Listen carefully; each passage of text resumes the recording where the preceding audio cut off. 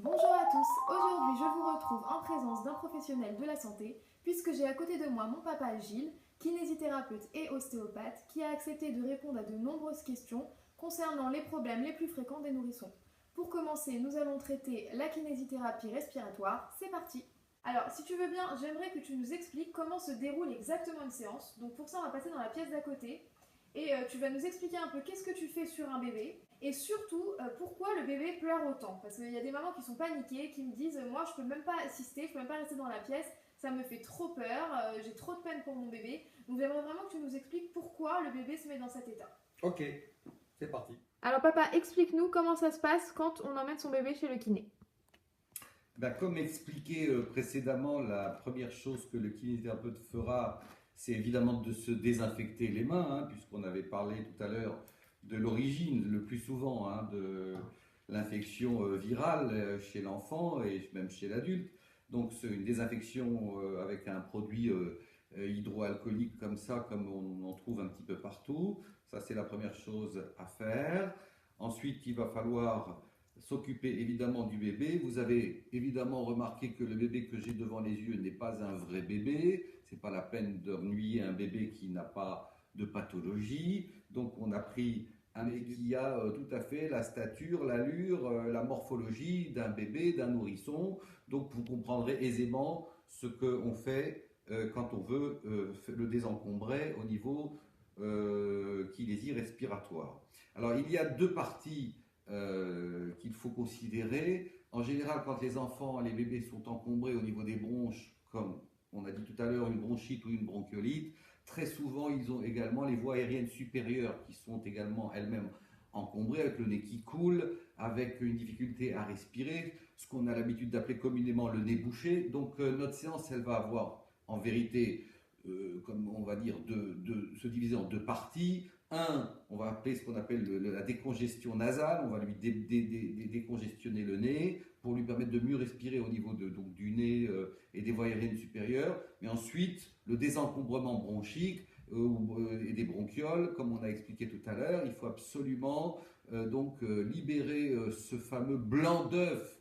Cette allusion au blanc d'œuf qu'on faisait tout à l'heure, ce phénomène de rendre mobile, de rendre plus liquide, pardon, ce blanc d'œuf s'appelle le phénomène de la thixotropie. C'est ce que va chercher à faire la kinésithérapie. Et par des manœuvres bien précises que je vais vous montrer, mais très succinctement, on arrive à dégager bébé et relativement rapidement, au bout de 2, 3, 4, 5 jours, 5 séances, avec le traitement adéquat, tout rentre dans l'ordre.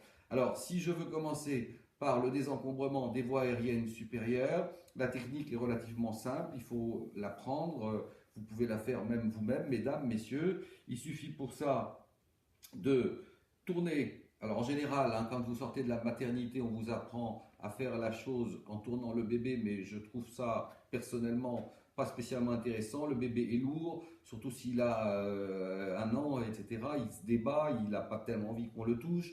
Donc c'est tout aussi bien de le faire bébé allongé sur le dos et de lui tourner la tête du côté gauche, par exemple, pour commencer.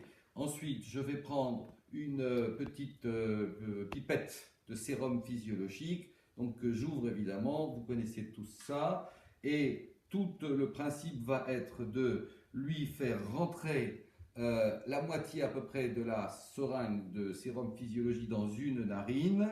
Une fois que vous avez fait ça, vous lui fermez la narine par laquelle vous avez fait rentrer le sérum physiologique et surtout vous lui fermez la bouche avec la main comme ça, gentiment, il ne s'agit pas de l'étrangler, gentiment vous lui fermez la bouche de manière à ce qu'il ne reste au bébé qu'une seule possibilité de s'aérer, aussi bien d'inspirer que d'expirer, c'est l'autre narine. Et donc par l'intermédiaire de l'humidification qui a été faite grâce à la pipette, c'est par l'autre narine que va ressortir en général tout le mucus, toute la congestion nasale qui lui bouchait le nez. Alors on le voit très bien évidemment apparaître chez un enfant quand il est malade, mais vous pouvez imaginer que ce que je fais est tout à fait porteur puisque c'est ce que nous faisons tous les jours dans nos cabinets. Ensuite, une fois que vous avez terminé ce lavage, vous faites la même chose évidemment de l'autre côté, c'est-à-dire que vous prenez l'autre moitié de la pipette, vous rentrez dans la narine de l'autre côté, et une fois que vous avez fait rentrer, tout de suite, pratiquement de manière concomitante, vous bouchez la narine par laquelle vous avez fait rentrer le liquide, vous fermez la bouche et vous attendez comme ça, n'ayez pas peur, parce que c'est relativement impressionnant. On a l'impression que le bébé manque d'air, mais au bout d'un moment, il va tellement avoir besoin d'expirer que tout va ressortir. Évidemment, vous relâchez tout et vous le mouchez en permanence. Opération à répéter 2-3 fois. Alors, je réponds également parallèlement à cette démonstration, à la question que tu m'as posée en me disant pourquoi les mamans ont si peur. Alors, il faut déjà savoir une chose, c'est que ce n'est absolument pas douloureux. Ça peut être éventuellement, si ce n'est pas fait par un professionnel, dangereux, mais pas plus que de raison. Il faut évidemment faire comme je vous l'ai montré, mais pas plus que de raison. Il ne s'agit pas d'étouffer le bébé, il s'agit juste de lui pincer la narine par laquelle on a fait rentrer le produit et de lui fermer la bouche, et tout de suite on voit apparaître la sortie par l'autre narine de tout ce qu'il fallait éjecter. Donc dès lors qu'on fait ce genre de choses, il n'y a pas plus de raison que ça de s'affoler. Quand en plus c'est fait par un professionnel de santé, il n'y a aucun problème. Maintenant, il est évident que les bébés n'aiment pas, comme tous les bébés. Connaissez-vous un bébé qui ne connaît pas quelqu'un d'autre, un thérapeute, qui le touche, qui l'assied, qui le couche, qui lui coince le nez, la main? Bref, comment voulez-vous que cet enfant ne pleure pas? C'est quelque chose de logique, mais absolument pas dangereux. Alors, il y a des bébés qui pleurent beaucoup plus que d'autres, qui font presque... qui en font peut-être un petit peu trop, alors ça fait pleurer un petit peu souvent les mamans. J'ai souvent assisté à ça dans mon cabinet où la maman pleurait plus que le bébé, mais il faut savoir que c'est absolument pas ni douloureux ni problématique. Maintenant, peut-être qu'il est temps d'atteindre le deuxième niveau d'explication en parlant de la kinésithérapie, cette fois-ci relative aux bronches, cette fois-ci. Alors c'est très simple, ça c'est un geste qui est à faire par un kinésithérapeute, bien sûr, exclusivement. Pour cela, il faut mettre une main sur la partie ventrale, sur le ventre du bébé. Je ne vais pas rentrer trop dans les détails, ou comment, quoi qu'est-ce, mais en 2 mots, une main sur la partie du ventre, l'autre main sur la partie thoracique, et sur le temps expiratoire, c'est-à-dire sur le moment où l'enfant expire de l'air, et d'ailleurs ça vaut le coup qu'il pleure, parce que c'est quand il pleure qu'on sait qu'il expire, eh bien il suffit de rapprocher nos mains, donc d'enfoncer et de rapprocher nos mains pour faire en sorte que le thorax s'abaisse comme ça, et par l'abaissement du thorax, il y a compression des poumons, et toutes les mucosités commencent doucement à remonter, à remonter, à remonter, à remonter. Pour les faire sortir, alors il est évident que c'est difficile de dire à un bébé, surtout quand il a 1 mois, tousse et crache. Alors on utilise ce qu'on appelle des voies réflexes.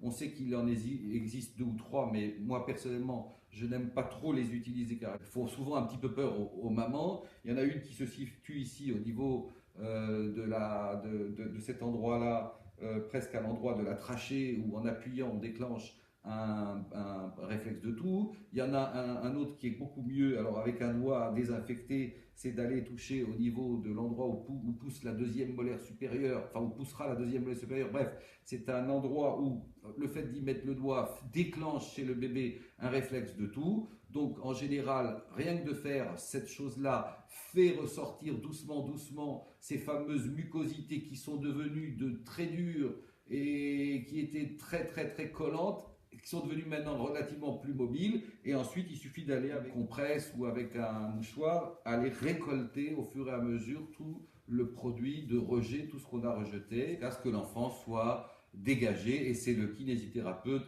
qui sentira évidemment ce moment-là, moment où il pourra arrêter la séance et vous rendre bébé presque guéri. C'est maintenant la fin de cette vidéo, j'espère que vous aurez appris plein de choses, je vous retrouve très vite pour une prochaine vidéo, je vous dis à très bientôt. Si vous avez aimé cette vidéo, n'hésitez pas à vous abonner à la chaîne. A très vite sur donald-mama.com.